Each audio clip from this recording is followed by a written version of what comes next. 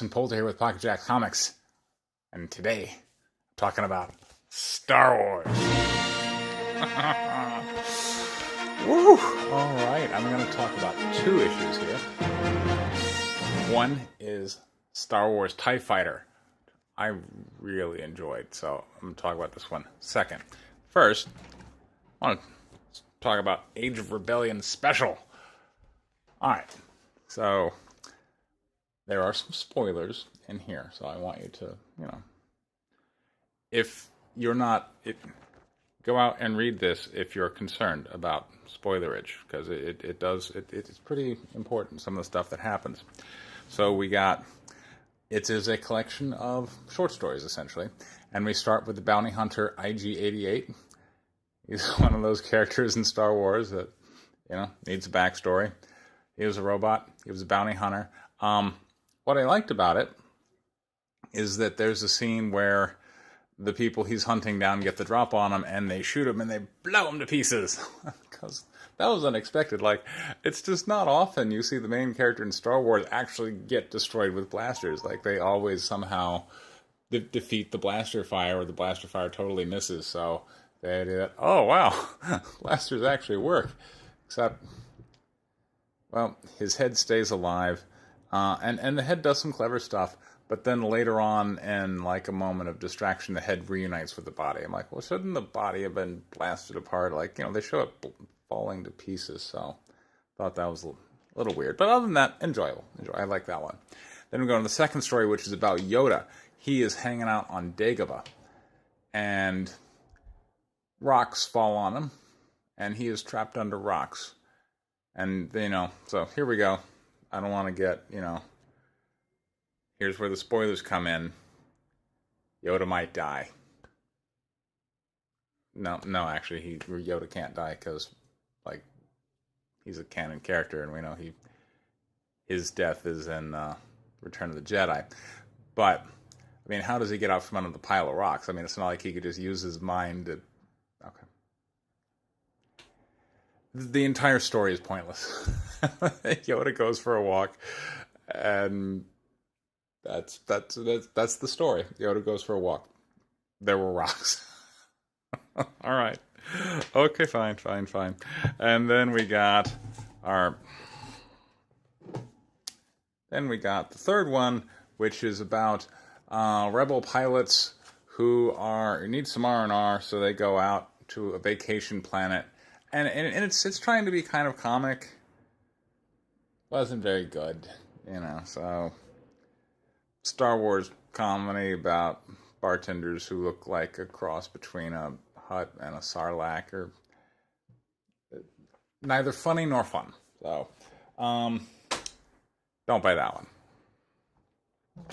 This one, though, pretty good. I recommend this one. Really interesting. Star Wars TIE Fighter. We follow an Imperial squadron. This is going to be a 5-part miniseries. So we're going to tell an interesting story. This takes place after the Battle of Hoth. So this is in the Empire Strikes Back universe here. Now, one of the interesting things is that, or at least one of the challenges in terms of talking about the Imperials or following an Imperial squadron, is just the canon flight outfits they wear. They make them generic. They're generic bad guys, right? That's where they're supposed to be. That's why you don't really supposed to feel anything when their ship gets blown up, because, they're not individuals. But now that we're making them individuals in the story and we're following them, well, when we're out in space and someone's talking, we can't see who's talking. We always see is this flight helmet with words on it. That's a challenge. I don't know what they're going to do with that one, particularly because it's about their actions in the TIE Fighter. It's called TIE Fighter. So, yeah, that one's going to be a challenge. I don't know. You're going to get real tired of seeing a bunch of panels of the same helmet with word bubbles on it. I don't know what they're going to do there. But I did like, this kind of drilling in on the Imperial side. And, we're kind of getting to look at their politics and kind of their view of these freaking rebels. They destroyed the Republic. Why are these separatists tearing apart our republic? And their own motivations for fighting. I thought that was pretty cool. And it was, it's a fairly diverse cast, and the Empire, they are racist in terms of, humans occupy all positions of authority. But but within the human sector, a woman is leading the squadron. So they are, they're very feminist in their approach to rank. So gotta score some woke points for the Empire. Good job, guys. Good job. And we got an Asian guy, we got a woman, we got a black guy. I mean, it's the United Colors of Benetton on the squadron. So excellent work, good representation. Darth Vader would be proud. It's We are a diverse company in every way, shape, and form. So let's take a look at some of the artwork here. They're building up some of the drama, and that there was one part here I did really like, which is where this is kind of a joke that works. Is that what they're like a couple lines where one is like, well, talking about like accuracy and blaster fire and stuff like. Boy, stormtroopers talk about, going to the academy and firing accurately. I've been using the term Stormtrooper Academy just as like a derisive term for bad guys who couldn't hit anything. But here, I guess if we make the main characters actually finally get to hit something, hooray. And then the other one is where there's this dialogue between the squadron leader and one of the pilots. And, there's this kind of, you're not just going to treat me as expendable and throw me to the wolves out there, are you? Like, no, why no, the Empire would never do that.